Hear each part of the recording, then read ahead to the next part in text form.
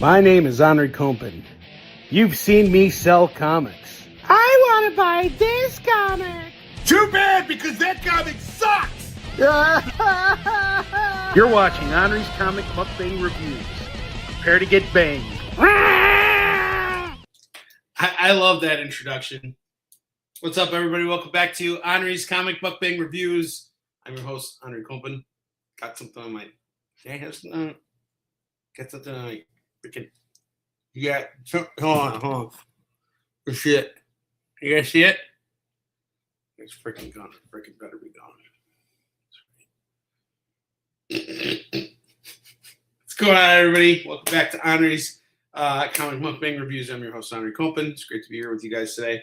I just got back from Denver on Sunday evening. After this was my second show in a row. So 2 weeks ago, I was in Oklahoma City, and I came home. 2 days later, I left for Denver, came back Sunday. And now on Friday morning, I'm heading out to Phoenix for Phoenix Fan Fusion, which I'm really excited about. The only thing I'm not excited about is that I have to wake up at 3 a.m. on Friday morning to catch a 5 a.m. flight that's going to put me down in Phoenix at 6:45.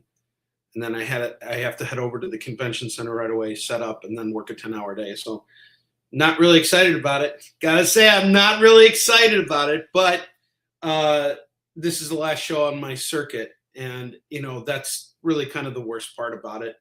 I got myself some travel pillows, so I'm looking forward to that. And I recently finished collecting a bunch of runs that I've been hunting down, including Frank Miller's Daredevil. And completing that run was amazing.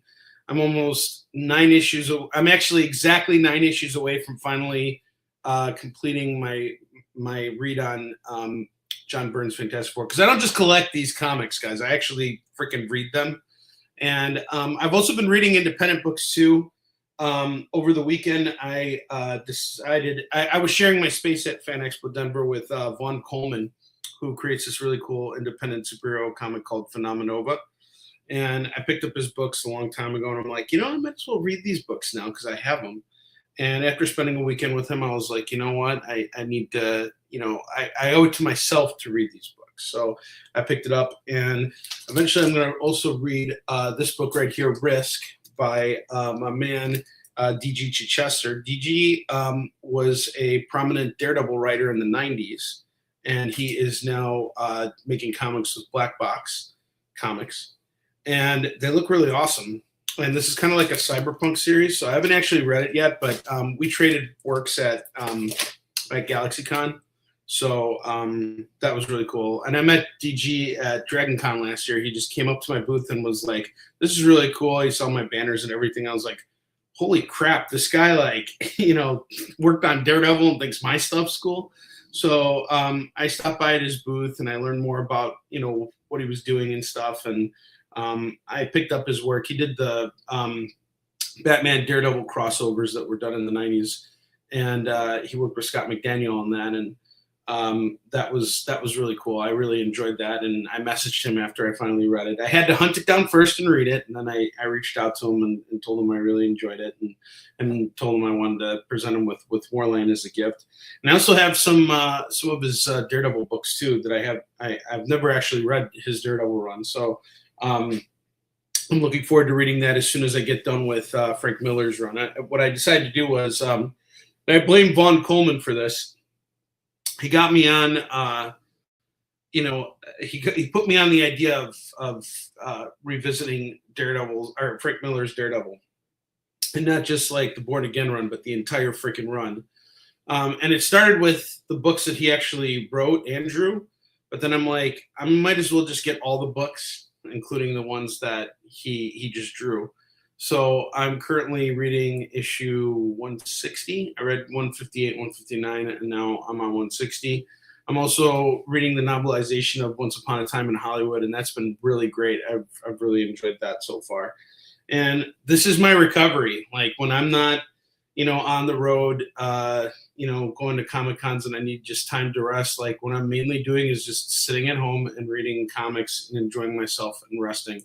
And the reason why I didn't do a sales show this week is because I've got a little bit of back pain on the lower left side of my back. I don't know what it's from, but I think it was just my body telling me, hey, you need to take it easy. So that's kind of what I've been doing these last few days, and just taking it easy and reading comics and books and everything. So and keeping things moving with production on Yushin Chin too. So that's also been a real big priority for me. And we actually finished the final cover for Hunter and Destroyer 4.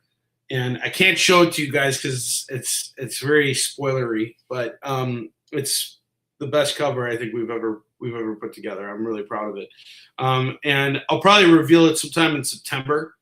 Once we're like closer to like the halfway point in production and everybody's had a chance to read Hunter and Destroyer 3, we'll be I'll be shipping out all the books in the next like couple weeks here, because now that my circuit's over, I've made a promise to fulfill all the Kickstarter rewards. So that's going to be my next big project for June.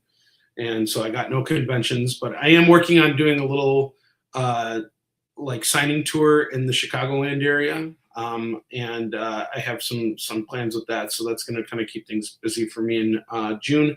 But I'll also be here doing sales shows with you guys. And I've been slowly curating stuff and putting things together. So I'll be back on the air next week for sure with sales shows, assuming that I don't come back and I'm not injured more. I just really want to take it easy and make sure that I'm okay to keep going and doing everything. It's been a really busy year, very good year, but very busy year. So yeah, things are going really well. All right, now let's get to this week's comic reviews. So today I read a lot of stuff. I spent all day reading. After this, I'm actually going to have to go for a walk because I've been so sedentary this entire day, just sitting around doing nothing. Not doing nothing, reading comics, and reading some good comics, actually. So let's jump into it. We're going to start with The Amazing Spider-Man, number 30, legacy number 994. So we're 6 issues away from hitting the, the 1,000 mark. And here's the thing I have to ask. Is anybody really excited about Amazing Spider-Man 1000? Is this just a race to hit that milestone to say, hey, we've published 1,000 issues of Amazing Spider-Man? Or are we really building up to something important here that we care about as readers? And I don't think I have an answer yet. I'm having a hard time right now because some aspects of Amazing Spider-Man are actually not bad at all. Actually, it's been okay. We got a cover here by Mark Bagley. Mark Bagley is one of my favorite Spider-Man artists, but not really a fan of this cover. And let me tell you guys why. Spider-Man's not really relating to the villain here. They're both kind of looking away from each other, the villain's looming over him, but Spider-Man's, hasn't quite responded to him. But I feel like they're kind of like two separate figures on the same cover. I don't feel like they're really relating to each other in any way. But that's just I feel like that this could have been a little bit stronger in comparison to what I've seen come from Bagley in the past. I think he's capable of much more. The interior artwork on this book is okay. I think it's the same artist who did the previous issue, Pete Woods. We learn more about Spore here, and Spore is a villain that they've been building up since the beginning of this run by Joe Kelly. I think that he's just it's sort of like my feelings of Spore. It's like, you see the guy who becomes Spore, and it's like, of course he's going to become a villain. It's the only thing that could possibly happen with this guy. It doesn't feel like a surprise to me that this guy turned into a bad guy, and how he turned into a bad guy has to do with Ben Reilly, being jealous of Peter and sabotaging him when he took over his identity when he went on his little space adventure. That stuff I really don't care for.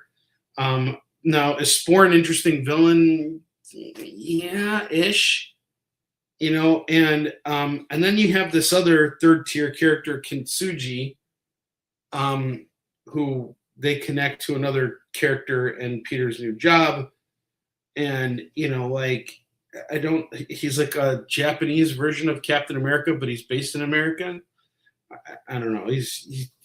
I don't see why we need these characters here. Like, they're not adding any flavor to Spider-Man. They're just like characters that have been tossed in. I don't have any emotional connection to them, and I've seen Kintsugi show up throughout Joe Kelly's run, and just don't care about him. I hate to say it, I just don't. But then there's another character here, and there's a big reveal in this book, and I'm not going to spoil it for anybody because if you haven't read it yet, you'll find out. But it's one of those spoilers that's like, you know, well, sorry, it's not a spoiler. It's one of those It's one of those things that once it gets revealed, it's like it's going to cause a groan and a sigh for the majority of Spider-Man fans out there, and a serious groan and a serious sigh. And then you might even like let out a wet fart afterward. No, a wet fart would be if it was exciting. It would just be like one of those like really faint sounding farts that don't even smell bad. Like it's just like, it's like just not exciting at all.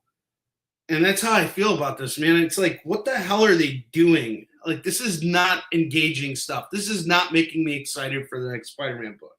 Now, will I read the next Spider-Man book? Yes. You got me, all right?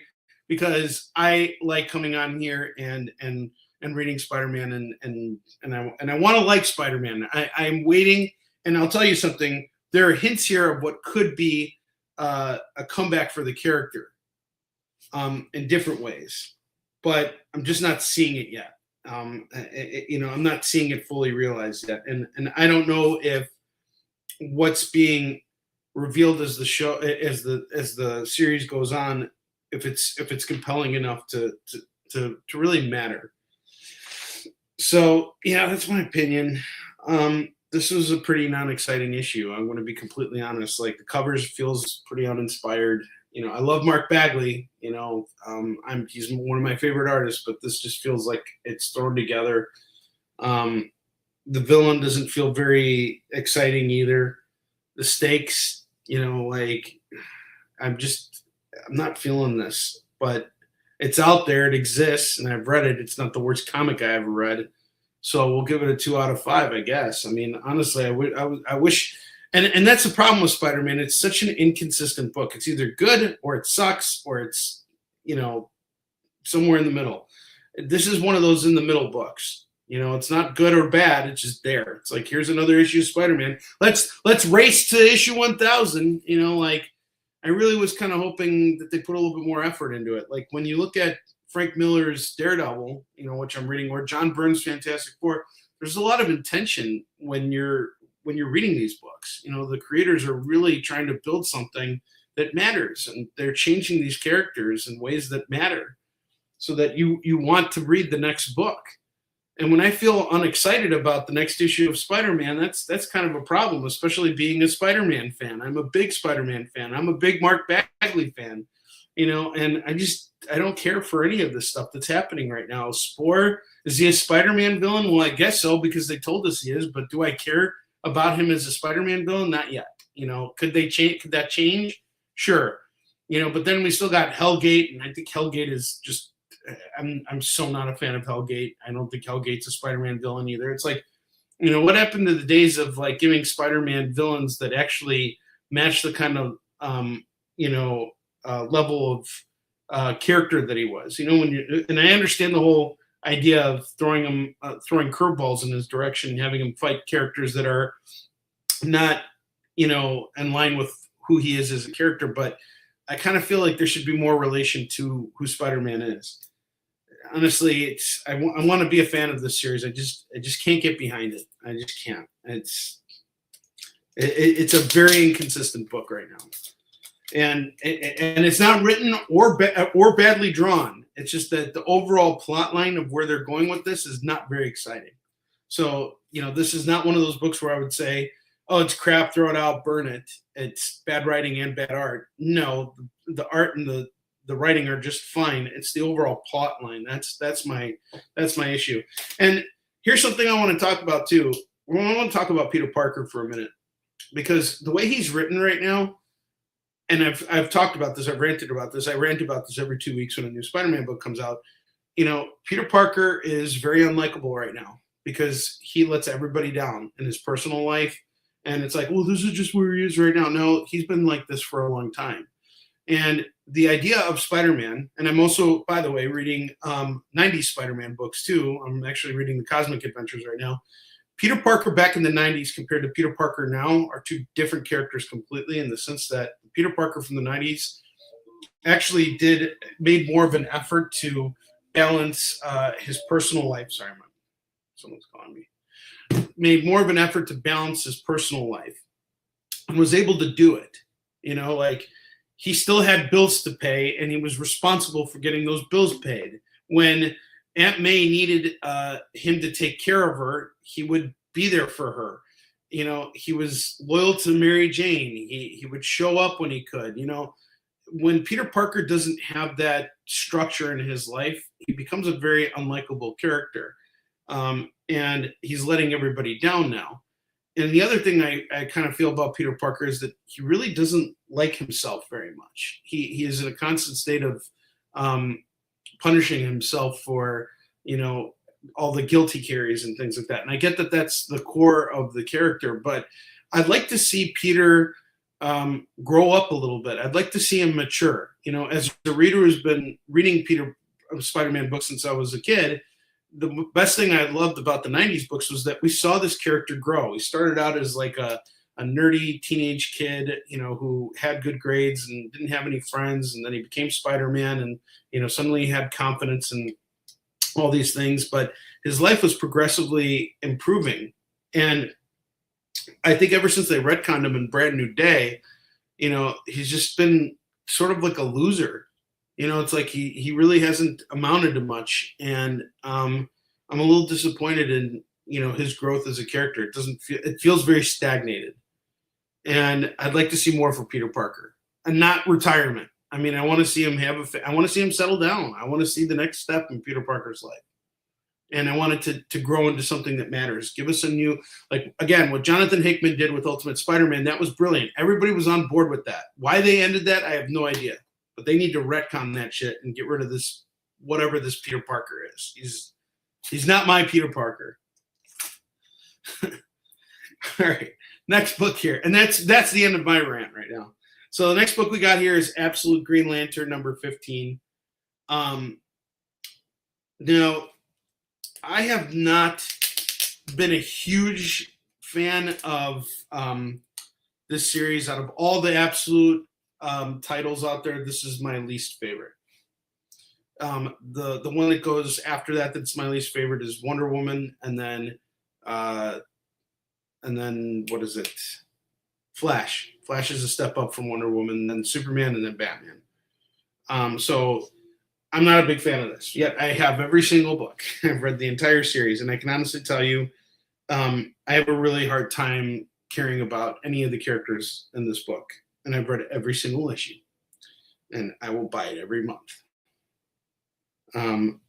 This is probably the best issue of the series that I have read so far, because finally we see the Green Lanterning. And every other issue, it's like they're building up to something, and you know, there's just so much buildup. And finally we got some payoff. Finally, there's a freaking battle in this book, and it's between Joe Moline, the Green Lantern, and whatever the bad guy's name is. Jeez, I can't even remember the bad guy's name. He looks like he looks like a chicken, rooster guy with a mohawk. This is him right here. Okay, this is who he is, rooster guy with a mohawk. So she fights him, she beats him finally. It's really an epic battle. It's actually her Green Lantern, and that's pretty cool. And the art's pretty good too. But this has been a pretty uninspiring take on Green Lantern, in my opinion. I just don't care about any of the characters here. Even when I see Guy Gardner or whatever, Hal Jordan, like, this isn't the Hal Jordan or Guy Gardner that I know. And I understand that's not what the Absolute universe was supposed to be, but I feel like the heroes need to be better established. And, you know, Joe Moline should at least be in Green Lantern attire, and she never is. You know, it's almost like she's wearing civvies and, powering up her Green Lantern ring. But she does some pretty cool stuff here, and I'll give I'll give the book credit for that. This is not a bad issue. Really cool end to the issue too. So like now we're being teased by a mainline Green Lantern villain who's going to be showing up soon. It's pretty obvious who we're talking about here, but I'm not going to spoil it for anybody who hasn't read it yet. Not a bad book, but not great. This is also 2 out of 5 for me. I'm just like, okay, we got another absolute Green Lantern. Roll it out. Come on. Get it through the pipeline here.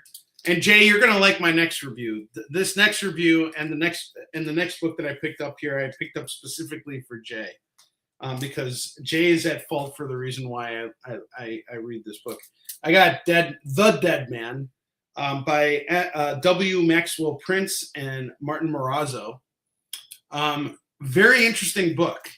This was an interesting read. What's up, Amanda? How you doing? Good to see you. Say hi to Bill for me.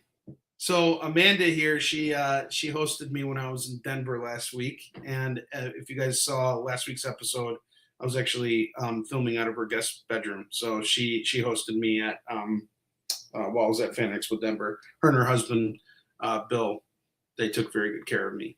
And the only thing was Bill didn't let me use the bathroom over there. I was like going to go to the bathroom in the morning, and he's like, nope. And I'm like, what? He's like, oh, I'm just kidding. I went inside the bathroom. He goes, can you do me a favor? Don't use the hot water over there. And I was like cooking in the kitchen, and he was like, we can't use, gas. You can't use the gas, even though their stove is electric. He's like, you can't use gas right now. It's like a Colorado law. I miss you guys too. Thank you so much for hosting me. You guys are awesome. All right, so The Dead Man. This was interesting.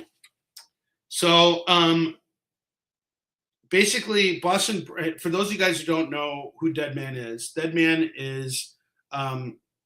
Boston Brand. Boston Brand was a carnival stuntman, and he was assassinated and brought. Given the powers to find his killers, and he became Dead Man. Now, the Dead Man attire was part of his getup when he was a carny. So he would dress up as the Dead Man. They called him the Dead Man because he did these very daring stunts and things like that. And then he got killed. He didn't find out who his killer was and all that. But we find him in a different place here, and a different time. Here he's a custodian of purgatory. So purgatory is earth, right? And it's the place between heaven and hell. So he's now working in in a hospice ward, and he's helping people pass over. He's helping people come back to life. He's doing all kinds of things. This is a really smart book. So you can't be a dumbass and read this and understand what's going on. You actually have to read books, and you have to read this in order to understand what's going on. Yeah, this is not one of those books where you're going to be like, this is not Jim Lee's Batman where you're just going to be able to read through it and and not absorb it. And that's what I love. I love comics that make you really sit down and read what you're looking at. It's not just about the art, it's the art and story coming together to tell a stronger narrative. And I see a stronger narrative here. It's actually pretty compelling, I want to say, for not being really familiar with Dead Man and not really attached to the character. I really found this to be really interesting. The art style kind of reminds me a lot of Frank Quitely's artwork, but it still develops in its own fashion. So the artist is Martin Morazzo. It's a very European style, and I like that a lot. I think it's awesome. It's dense and cerebral, Jay. I would say it's dense and cerebral. It's very good. It's both. And I like that. I like that it's dense and cerebral. I mean, we don't get enough. There are not enough comics made like this. Is this going to go over a lot of readers' heads? I think so. And I think that's the only thing that this book kind of has working against it, is that some of the stuff is going to go over people's heads. Oh, no kidding. So this is the team that did Ice Cream Man and Superman the Kryptonite Spectrum. Very cool. All right. So Ice Cream Man is a Image comic series. It's a horror series, and it's really well done. I haven't actually read it, but a lot of people really loved it. this is actually a really good book. I really enjoyed this. I'm looking forward to the next one. But it's a very different type of dead man story. So I went back and I read the original Dead Man series done by Neil Adams, and it's a really different Dead Man. So the original Dead Man series was all about how Boston Brand was on the hunt to find out who killed him. And there have been many other stories since, but the original story was very kind of simplified. And I would honestly say that Dead Man, the original Dead Man, was more of like a Quantum Leap type character, and he still is kind of a Quantum Leap character where he can possess the bodies of the living, even though he's dead, right? So and he still can do this. It felt like Quantum Leap with a superhero. That's exactly right. And he's very whimsical in this. So it's almost like he's like a lot more accepting of his fate. He's not this rugged guy out for revenge like he is in the original series. And I think that's what kind of separates this Dead Man from the Dead Man we saw in the original series, or the Dead Mans we've seen before. But it's a really smart book. Very, very, it is dense and it's cerebral, and it will go over people's heads. But if you're paying attention, you're in for a treat here. I'm definitely going to give this a 4 out of 5. This was a solid first issue. And again, I will always say this: first issues are hard. It's hard to get people excited about wanting to come back for that issue 2. And there's a promise in issue 2 that is going to get people excited for what they're going to do next. And so there's going to be some cameos in the next issue from some mainline characters that you're going to want to see, that I think it's going to connect really well. So you're in for a treat here. This is a good book. Go pick it up. I don't think you'll be disappointed at all.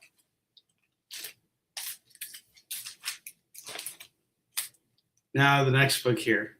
Cyclops! Oh, we got the Cyclops right here. Yeah. This actually was a good book. I was actually kind of worried about it.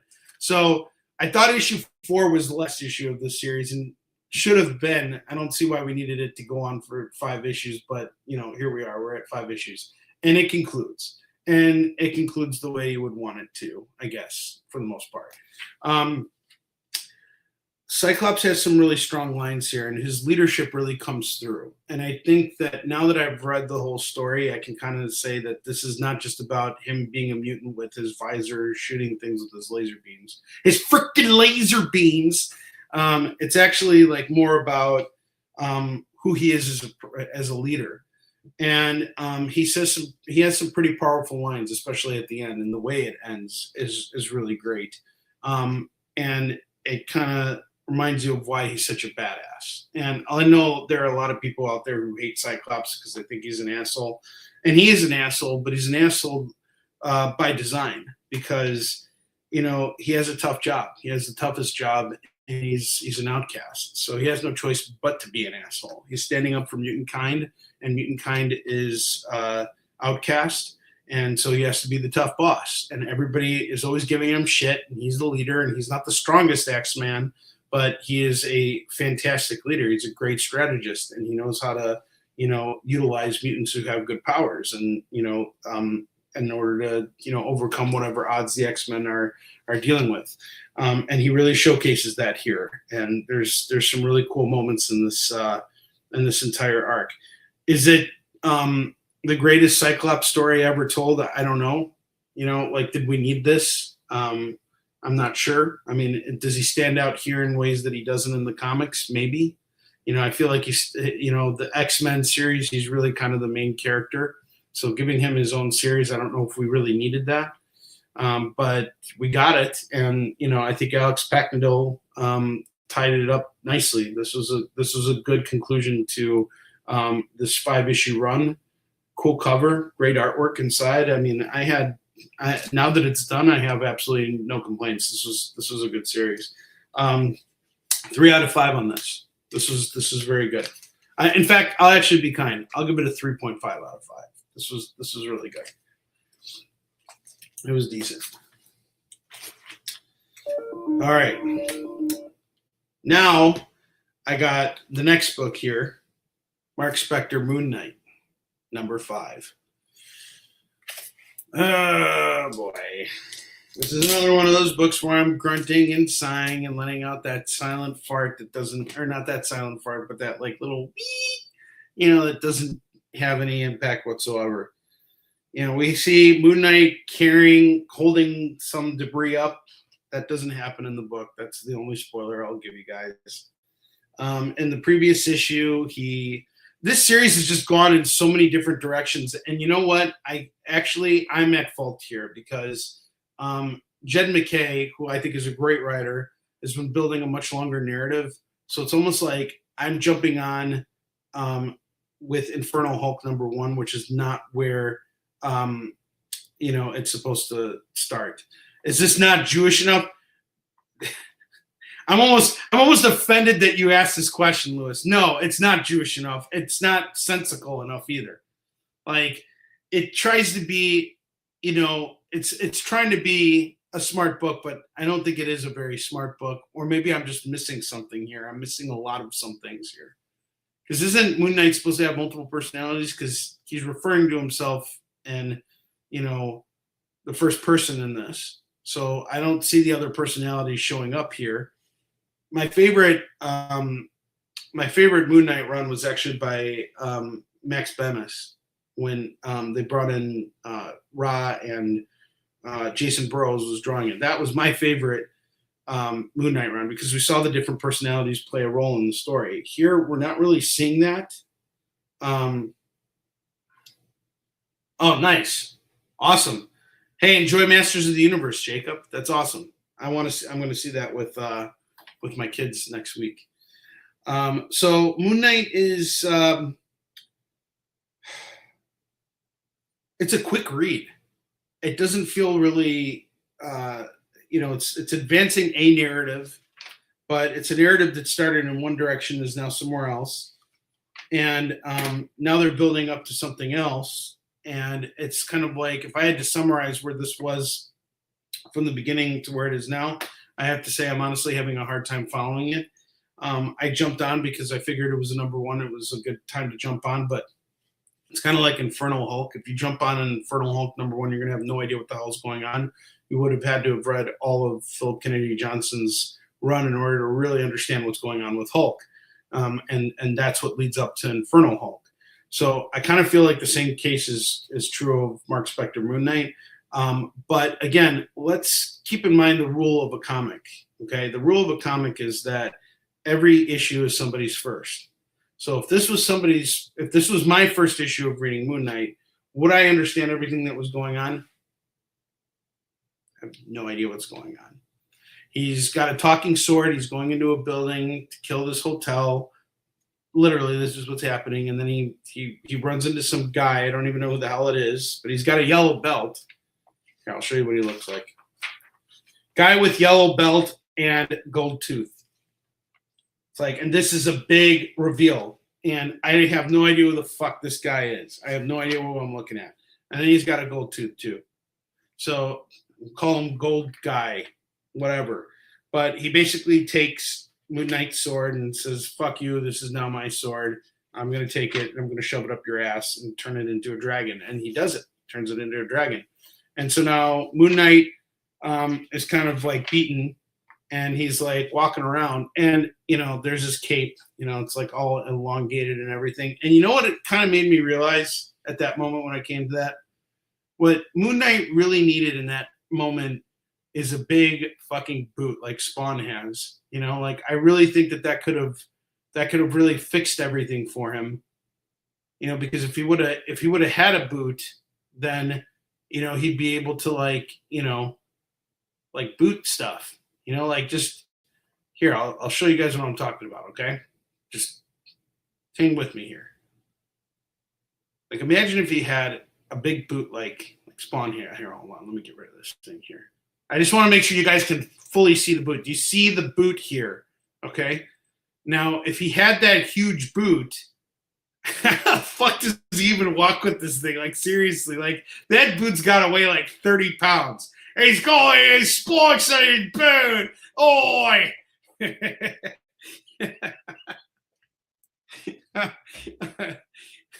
But, you know, like, if you have a big cape like that, then you really need a boot. You know, and like, fuck the sword. The sword's fucking bullshit. You know, you need a big ass boot. And with that boot, you could like totally fuck shit up. That's a boot. That's a boot. That's what I'm talking a boot. You know, like, that would have saved Moon Knight.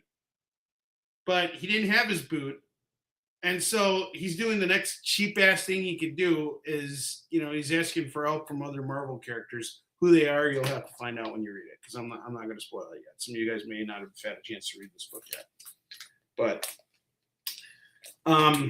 again, I haven't read this entire run of Jed McKay's, you know, Moon Knight. But here's the thing: every comic is somebody's first, right? So we're going to give that.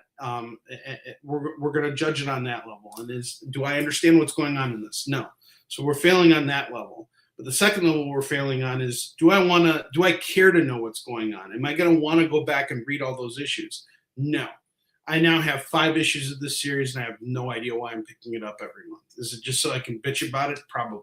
It's probably so I can just bitch about it on here. But I don't like doing that. I know how much hard work goes into this. Very loose artwork. And I mean that in a good way. I think loose artwork kind of helps give more emotion to an otherwise static story. And you know, it's written well, it's drawn well. I just have no idea what's going on, and I don't care. That's it. That's what I'm going to say about it. But overall review, probably a 2 out of 5 on this. So 2 out of 5 on Moon Knight. Sorry, I'm being rough on it, but that's how it is. For those of you guys who are reading Moon Knight and loving it, let me know why you're loving it. Let me know let me know what I missed, you know, and maybe that'll convince me to go back and pick up the rest of the series. And then I will give it an honest review after that. And I'll change my opinion. I change my opinions all the time. So nothing I say is set in stone, and nothing I say is intended to harm the careers of any creators who work on these books. I know how hard they work, and I see a lot of these guys at cons and stuff like that. So it's not designed to hurt anyone, but at the same time, I want to let you guys know what I think when I read these books. That's what the whole point of the Mukbang review is. You guys are depending on me to tell you my honest opinions of these books. All right, next up, Fantastic Four number 12. This is a fun issue, but it is a detour from where the rest of the series has been going. And it is very much a filler issue. It's a filler issue. And we just wrapped up a big arc called The Invincible Woman. And so now we got this filler issue here. The artist who came on for this book is Booten, Pat Booten. See, there's his name. Oi, Pat Booten! So Pat Booten is back. He did the last issue, and he did this issue too. His style is very similar to Humberto Ramos's. It's like it's a nod to Humberto Ramos, but it's very much its own thing. We see Reed Richards doing some pretty cool stuff with his eyeballs as the retinas, or sorry, the eyeballs are coming out and they're attached by the vessel or whatever. The veiny, muscly part of his eyes so that he can, you know, see further ahead. It's like, I would love to see that in the films. That would be kind of cool. But basically what happens is they get thrown back in time, and they're in the Roman era. You know, they're in Gaul, and they're fighting off an alien invasion, and they're trying not to affect history, because then they're going to have to go back and deal with the ramifications of that. And you know, it's just a fun team up between Reed and Human Torch, which we don't really see often. And then they end up in their underwear for some reason. I don't understand why they're suddenly in their underwear, but they're in their underwear for the rest of the issue. And at least it's not tidy whitey underwears. It's like they're wearing boxer briefs. So, okay. Some inconsistencies in the artwork. You know, it's like, here, I'll show you guys one point. Like, you know, Johnny's hanging on Reed as they're going down, and then all of a sudden, you know, he's carrying Reed as the Human Torch. Like, there's not a real consistency there that I see. I'm not really like following it. I mean, I'm not going to question it, and I'm not going to sit there like judging this, you know, for that inconsistency. But because it's not the worst thing in the world. It's I don't mind Pat Booton coming in for this issue, but I'm not thrilled with his art style. I think I would prefer we see Humberto Ramos, and I'm sure Ramos is working on like the next issue or whatever. But like, I see some inconsistency here. Like if you look at Reed here in this panel, I'm not a fan of how he's drawn here, but if you look at how the catapults are drawn in this panel, it's like they're so detailed. It's really cool. And it's not a bad issue. It's still very entertaining. But it is definitely like a filler issue. It's not an issue that's like, moving the overall narrative forward, but it is Fantastic Four. Fantastic Four does this. Even John Byrne's books kind of like take these side quest journeys and things like that. That's what makes it Fantastic Four. So this is very much a Fantastic Four book. You're not going to feel disappointed as a fan of the series. For this month and this month only, it is the Empire's Greatest Comics magazine. I've been a real big fan of this run. I'm not a fan of Johnny Storm's fucking mustache. He totally looks like a pederast. Fucking shave that disgusting fucking mustache already. He looks like a giant tool. Fuck Johnny Storm and that mustache. Fuck that shit. Shave it. Do it now. Do it now. Do it now. Don't do it later. Do it now. I feel like he deserves a booting for that mustache. Who's going to argue that? If anybody, I'm going to give everybody 5 seconds, okay? If you think Johnny Storm should keep that mustache, you need to say something in the next 5 seconds. 5, 4, 3, 2, 1, 0. Fuck that mustache. Shave that shit, motherfucker. Get that shit blade and shave that shit. In fact, I'm going to write it down right now. They should do the same thing they did with, what's it called? What's his face? Jason Todd, where they had the hotline where you could call in and decide whether or not he should die. It's like, shave that shit. See, thank you. Lorena likes the stash. You like the stash? Oh my gosh. It looks terrible. It looks terrible. So like such a complainy Jew. Jewish man. It's terrible. I hate it. I hate that stash. He should do some porn. I agree. He also needs a bed. All right. So, Fantastic Four, this week's issue, 3.5 out of 5. This one was a little less engaging for me. It wasn't a bad issue, but it wasn't like, it wasn't the greatest. The overall run has been phenomenal, but this is the one issue that I'm like, kind of like, All right, next book, Iron Man #6. This was a lot of fun. I fucking love this series. This series is holy shit fucking amazing, man. Joshua Williamson, man, he is crushing it on Superman and Iron Man right now. He is making this book matter. He is making me care. And he took the one character that I love most, and he actually wrote a more compelling issue of Spider-Man than the Amazing Spider-Man itself. So what's going on here? Lots of cool stuff. I mean, this is just such a great book here. But basically, Iron Man and Norman Osborn are getting into a fight, and Spider-Man gets in the middle of it. And it's a very simple story. It moves at the right pace, but not only that, it advances the overall narrative of what we're seeing happen in Iron Man right now. And I hate the fact that Norman Osborn has been redeemed after all the all the evil shit he has done. He is an irredeemable character. I don't know how we can see him being the good guy. And I still don't accept it. I just want him to go back to being the bad guy. And I just don't know if that's ever possible anymore. Like, he needs to die and come back as a bad guy or something. It just doesn't work for me that Norman Osborn is a good guy. But there's something building up here that I think could eventually lead to that possibility. And I am so grateful to the series for giving us that. This is the best Spider-Man and the best Norman Osborn I've seen. Put Joshua Williamson on Spider-Man. There. That will fix your fucking Spider-Man problem right there. Because that guy has a vision for what he wants to do, and he's doing cool stuff, and you can see him making it happen in Iron Man. He's writing Superman, and he's crushing it on Superman with Dan Mora. Honestly, put Dan Mora and Joshua Williamson on Spider-Man. Hell, put this team on Spider-Man, and they will fucking crush it. This is such a good book. Fucking love it. 5 out of motherfucking 5, guys. This is great. Pick this book up. Love Iron Man. Such a great series. And I want to give a shout out to the artist again. It's been the same artist for the last 6 issues. Juan Cabal, and I think it's a she. She has been fantastic on this whole series. The writing, top tier writing on this. This is a narrative that works. It's awesome. I love it. Great. This is the Iron Man book that we all want and deserve. Buy this series. If you're not reading it right now, you're a fucking asshole. Fuck you. No, I'm just kidding. Bullshit. Fuck you.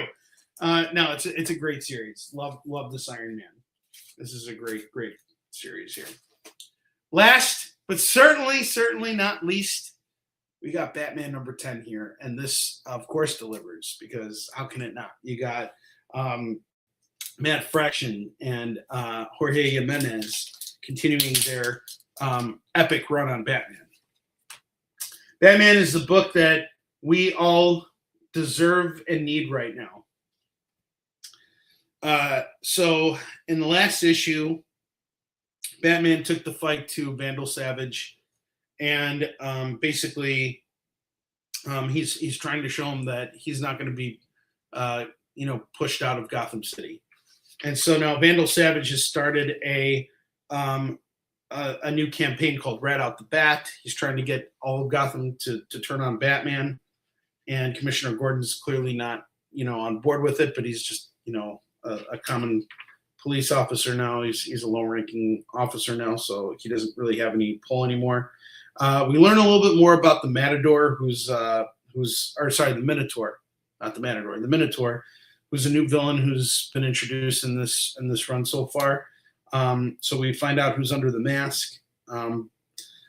He's still not much of a menace, though, to me. I don't feel like he's a huge threat, but I don't think he's really had a chance to blossom yet. Like, he showed up in issue 4 and kind of had his kick the dog moment, which I didn't find really exciting. But here he has another kick the dog moment, and he kills, I guess he kills or seriously injures another DC villain who I won't ruin for you. And then, we cut back to Batman, and Bruce Wayne's like kind of starting to, put 2 and 2 together of who the Minotaur is.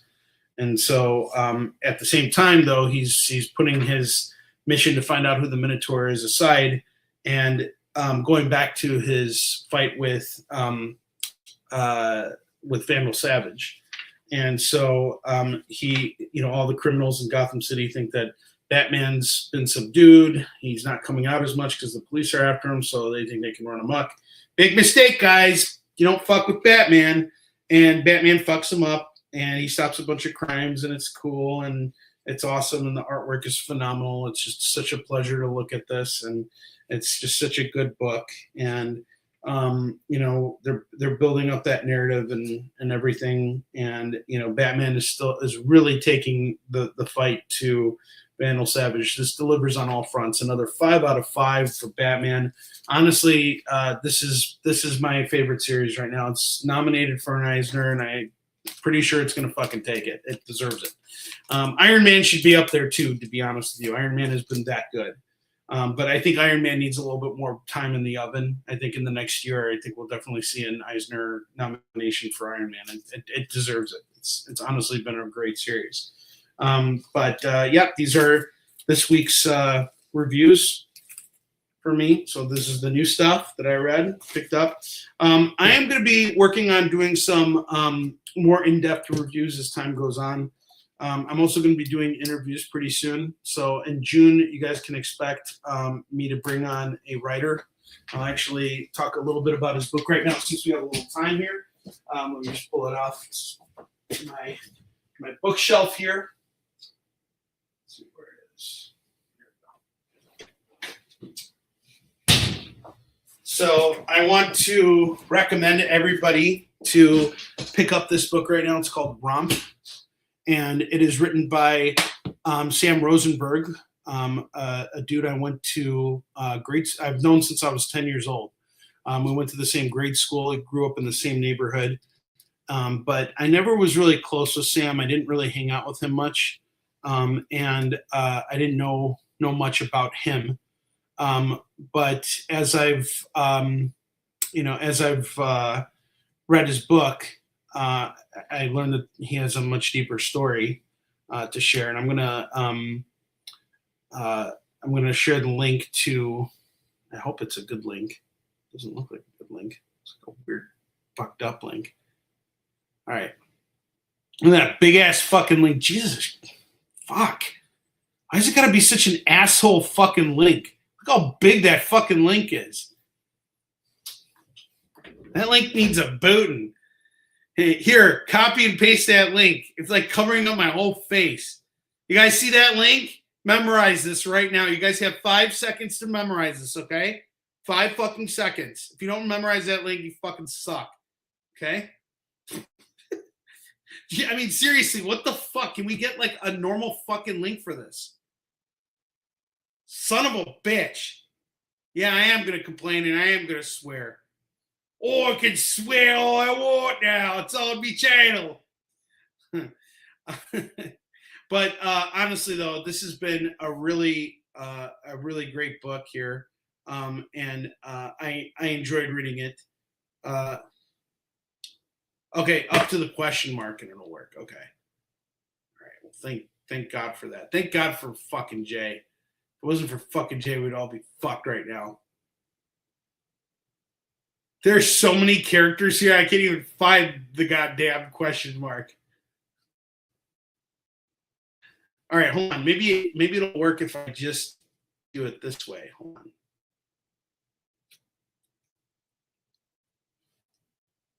Nope, sorry, it doesn't do that. Are you kidding me?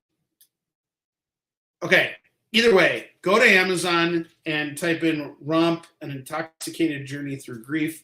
I've talked a little bit about this on my social media pages. Yeah, I just can't. It's just so long, Jay.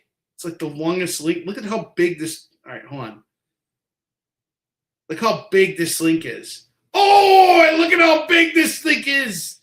Okay, there. I see the question mark now. I see it. All right, hold on. Let's get back there. Shush. Hold on. Stop it. There we go. Okay, up to the question mark. There we go. I'm inserting a better link now. Here's what I'm doing right now. I inserted the link into the comment, and then I just put it in there. So it's now going out to all my pages.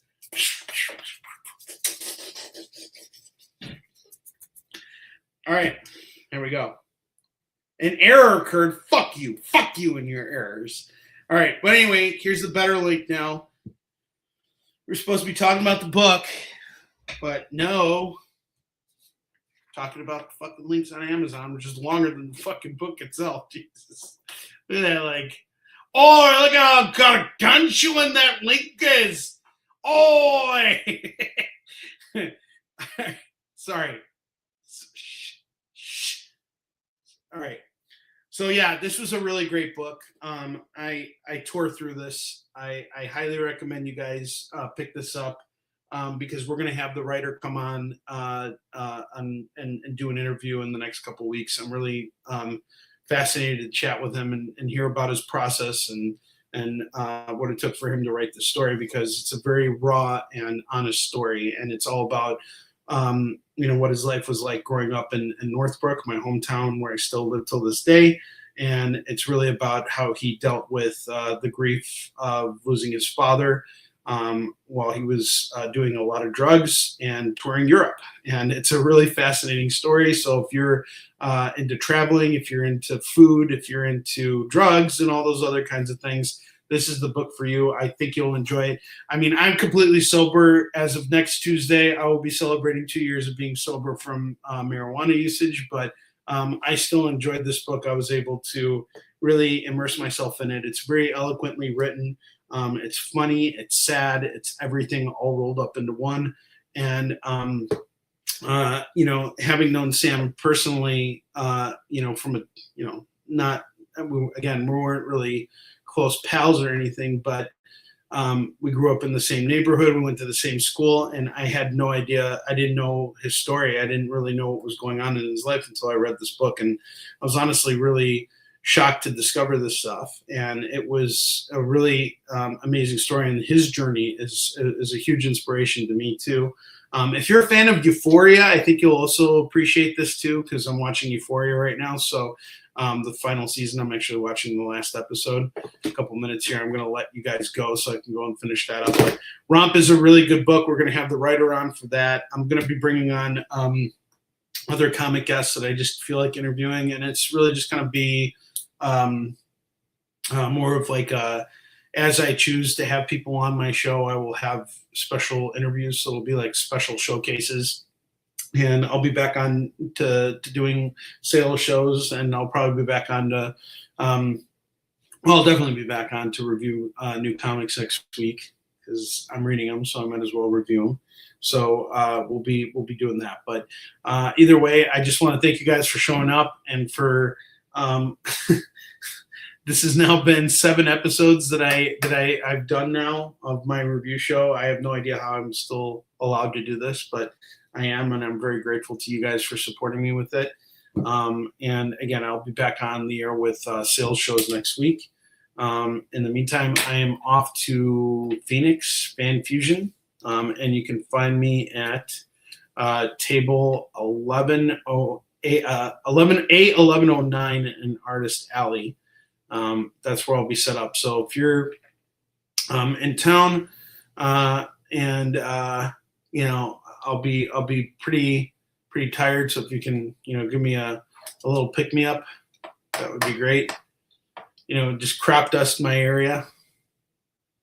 I'm glad you guys liked my rant reviews. Lorena told Nancy the correct pronunciation of Hellblazer the other night. Keep Hellballzers alive. Yes, absolutely. All right, guys. Well, thank you so much for tuning in, and I'll be back on the air next week. And until then, keep reading comics, okay, and keep reading books. Just keep reading.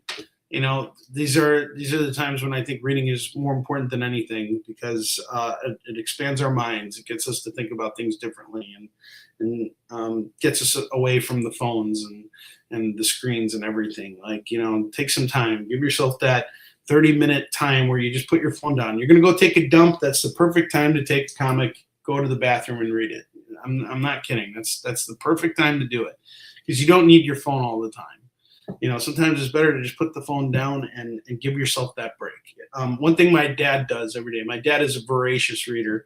He reads everything on his tablets, but every day he has lunch at 1 o'clock. He even got himself a little, you know, stand, and he puts his tablet and he reads something. He's always reading something. So I think it's a really important fundamental thing to do. You may not be able to read comics all the time while you're eating because you don't want to get them all dirty and stuff, but you know, you can certainly read them before you go to bed, for example, or something. Give yourself that time. That's you time, you know. And reading comics gives you a sense of accomplishment because every single time you read one, you're like, cool, I got through it. I now am enlightened with this story I read. So keep reading comics. Even if you hear bad reviews from me, buy those comics or read them and tell me that I'm fucking stupid and that my opinion doesn't matter. So there you go. Exactly. Number 2s while you're number 2. I love it, Jay. So keep reading comics. I'll keep reviewing them and keep making them. I'll see you guys later. Take care and have a great rest of your week. I'll be back on the air next week, and we'll get back to our regular broadcasting schedule. All right, guys. See you later. Have a good rest of your week.